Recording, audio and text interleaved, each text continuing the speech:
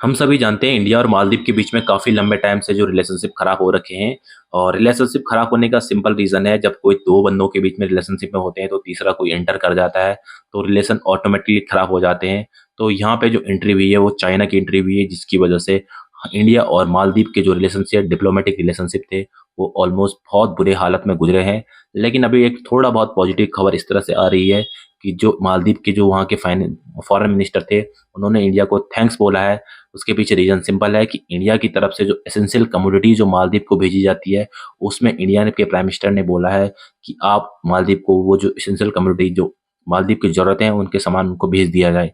और इसमें उनको जो कंस्ट्रक्शन में उनको काम बिल्डिंग में जो सैंड चाहिए होती है, रिवर की सैंड चाहिए होती है और बहुत सारी चीज़ें चाहिए होती है, तो वो सारी इंडिया की तरफ से वहाँ पे भेजे गए हैं।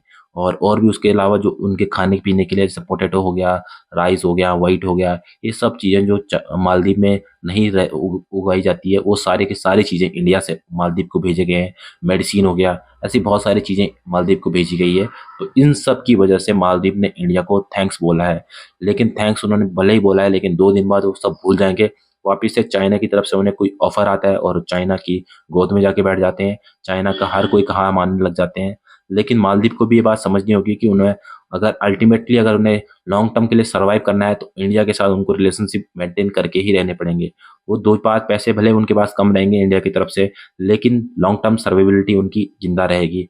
क्योंकि अगर चाइना का वहाँ पे इंटरफेयर बढ़ता है तो इंडिया भी डेफ़िनेटली मालदीव में इंटरफेयर बढ़ाने की कोशिश करेगा।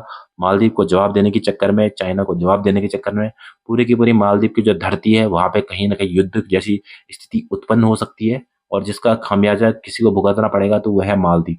तो मालदीव को इन सब चीज़ों का लॉन्ग टर्म में सोच के ये सब चीज़ें चलनी पड़ेगी, और जिसका फ़ायदा मालदीव को ही होने वाला है और इंडिया को भी फ़ायदा होने वाला है। तो ये सारे के सारे डेवलपमेंट वहाँ पे हो रखी है।